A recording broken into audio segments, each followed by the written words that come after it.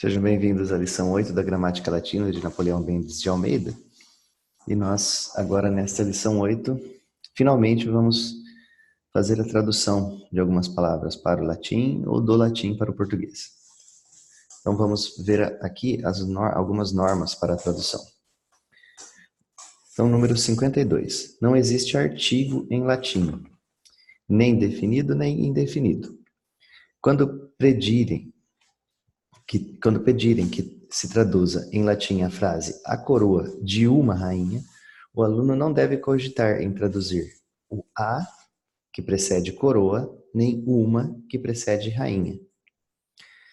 E vice-versa, pedindo que se traduza em português uma frase latina, o aluno deverá colocar os artigos que a língua portuguesa exige. 53.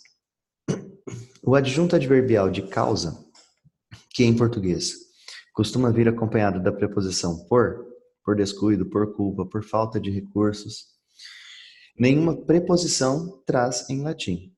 As palavras que indicam a causa, o motivo de uma coisa, vão em latim para o ablativo, sem nenhuma preposição.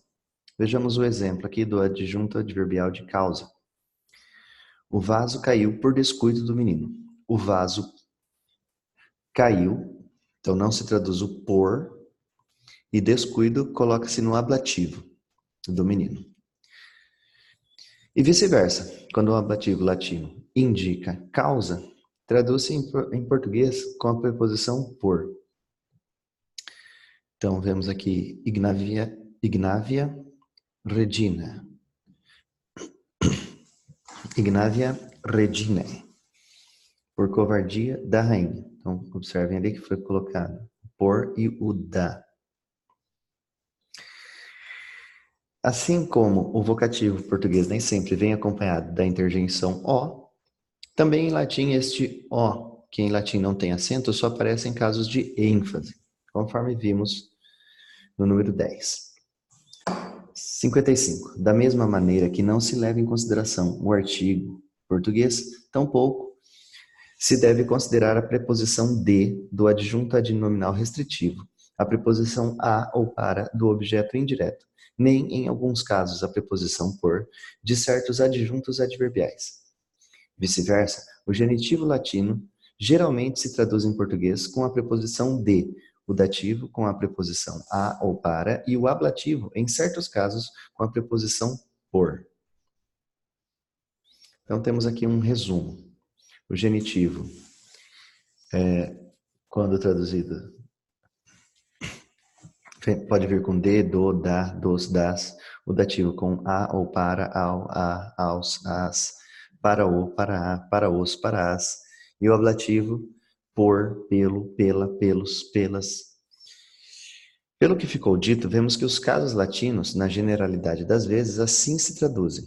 Para melhor exemplificação, dou a declinação de ala, ou seja, a palavra asa. Então, nos casos, ala, asa, é o sujeito. Seria a asa. Vocativo, ala, o asa. Genitivo, alae, da asa.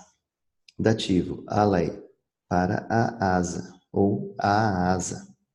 Ablativo, ala, pela asa. Acusativo, alam, a asa, objeto direto. E no plural, alei, as asas, sujeito. Alei, ó asas.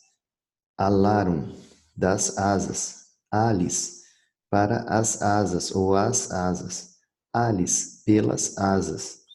Alas, as asas, objeto direto. Ele tem uma nota aqui bastante importante. Nessas duas palavras aqui, né? Vocês observem que tem ali as siglas. Então, ele diz o seguinte: não sei se o aluno observou uma sigla breve em cima do A final do nominativo singular e uma sigla longa em cima do A do ablativo singular. Fique, portanto, sabendo desde já que existe essa diferença de quantidade entre esses dois casos. Essa sigla longa no último A não quer dizer de forma nenhuma que o acento deve cair nele. A regra de acentuação é a que vimos nos parágrafos 42 e 43. É só uma regra de pronúncia, porque no caso do nominativo, você pronuncia apenas ala, e no ablativo, ala. Ele fica um pouco mais longo.